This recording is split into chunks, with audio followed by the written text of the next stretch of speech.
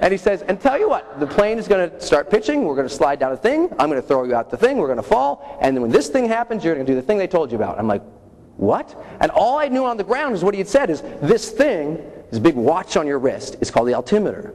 This thing has how high you are in the air. And apparently when this hits 5, that's about 5,000 feet, I'm supposed to reach back and grab this thing and save my life. That's what you're supposed to do. But this is all the information he's giving me. So I'm completely freaking out. So suddenly, I feel this thing coming down. He's not really talking to me. So I said, okay, run me through this one more time. Are you giving me crap right here? Just let me know if you're giving me some crap. He says,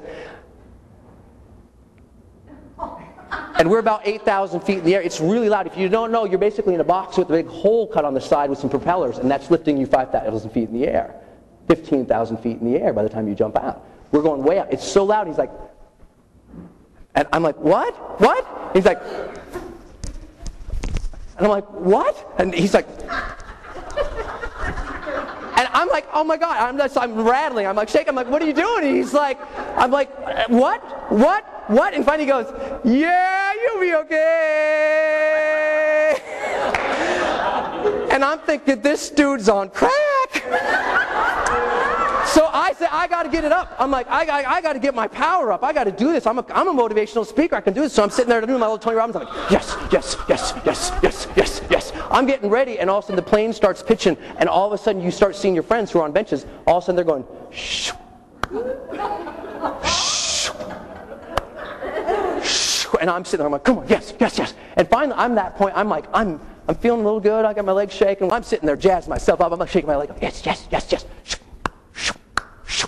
And we start sliding down, I'm like, yes, yes, yes, yes. And I'm feeling the strength. I'm like, yes, yes, yes, yes. We get to the door. He's like, 1, 2. And I'm looking it out. I'm like, 2. I'm like, oh.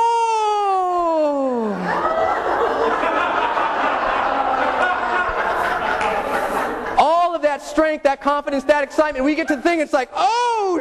And he rocks me. And he's strapped to my back now. He's literally under my legs and my back. He's like, 1, 2. I'm like, no. 1, no. 2, no. 3, and he just goes, wham, and he throws me out of this thing. And I'm already, if you don't know, you fall 200 miles an hour instantly. 200 miles an hour instantly. I'm like, I am screaming at a level, I mean, I'm sure, I'm 15,000 feet. I know there are dogs on the ground bleeding out the ears. I'm so high-pitched. I'm like, ah! I'm screaming, and look at Buddha back there.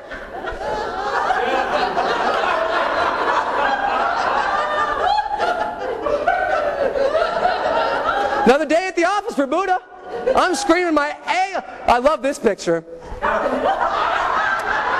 Because you can see me still. Ah! I'm screaming at and you can see I like the plane how it's positioned. I also like it because the angle. It's like you can see my pants. It looks like I pooped my pants.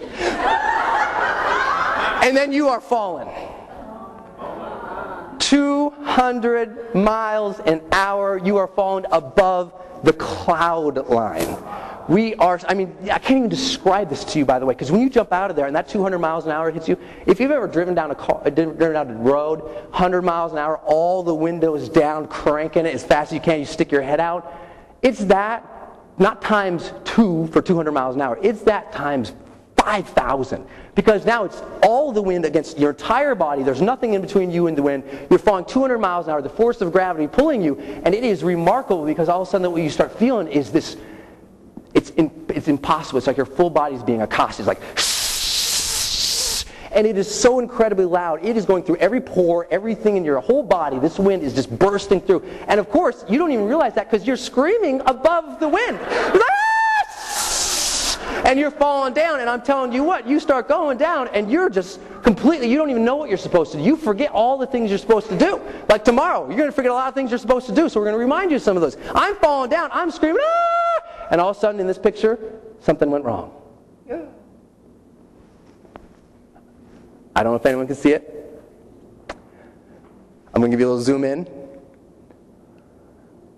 1, the hair is being ripped from my body. That's wrong, people. 2, my goggles. Look at the plastic strap. Now, if you're falling and a little thing goes like that, that's okay. But when you're going 200 miles an hour, and all of a sudden felt this, I was like, ooh, and all of a sudden, this thing catches wind. Ow, And all of a sudden, this thing catches 200-mile-an-hour wind. It is like boring a hole through my head. It is the most painful, god-awful thing I have ever felt. My eyes are water. I am screaming now at like 3 octaves higher. I mean, it is drilling a hole through my head. And I'm screaming. I lose complete control of everything. I have no idea what I'm supposed to do. I'm screaming so loud that he realizes this. And he kind of goes like, as in, he's pointing at the ground as in, if you don't do something soon, you're going to hit that.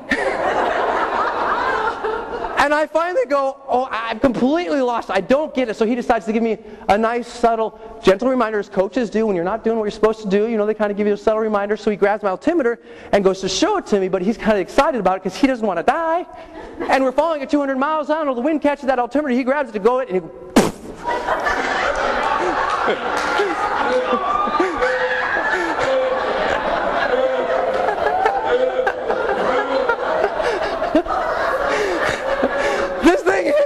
face. I mean, he nearly knocked me out cold. And I just shook it. I'm like, oh, I'm trying to talk to him, but my voice is there. I'm like, oh, he hit me in the face. And then all of a sudden he does it again. And poof, bam, he hits me again. Look at my cheek. It looks like it just went through the other side of my face.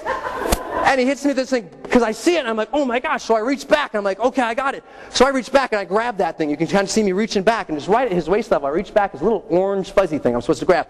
Grab this thing and you pull it, and it deploys the chute to save your life. But what they don't tell you in both business and in the situation is all you've been prepared for is that moment where you take that leap. And you take that leap, and they psych you up. Everything's about jumping out of the plane, but everything afterwards is horrifying.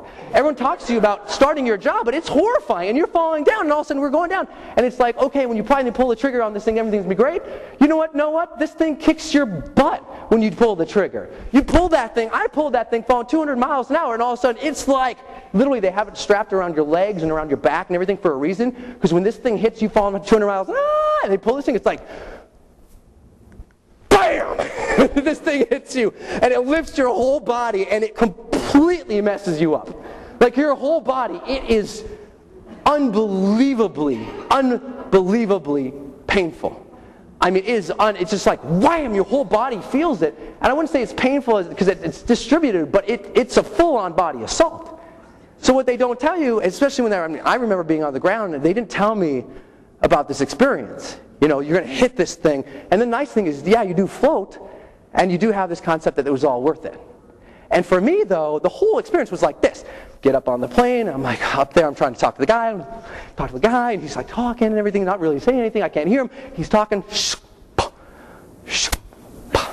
Oh, man, come on, yes, I got this, yes. Oh, my God, 1, 2, no.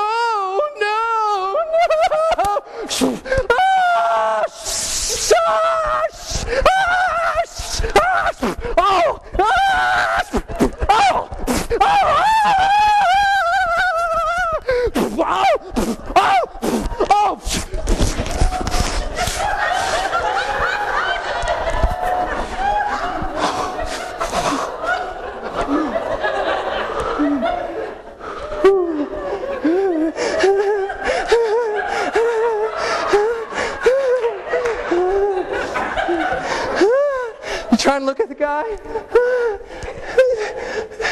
Sure is beautiful up here. It's beautiful. It's beautiful. It's beautiful. It's so beautiful. It's beautiful. It's the best thing I ever done, man. Thank you. Thank you. And then you float down, and he's like, okay, Sonny, you did it. Put your legs up. You put your legs up, and you land, and you're there with your buddies, and you're talking about it, and you get like that hero shot.